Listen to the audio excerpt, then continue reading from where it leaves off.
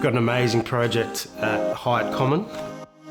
In terms of its location, it does not get any better. It's 50 metres from a train station, 50 metres from a supermarket, and 4 kilometres to the Sandringham beach.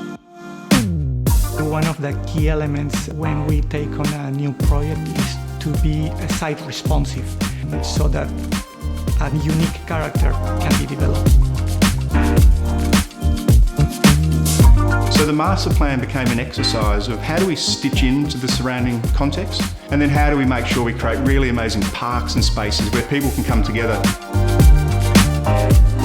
There's the ability for all the new residents and existing residents to have that connection to nature, and then there's the muse connecting the northern precincts to the southern precincts.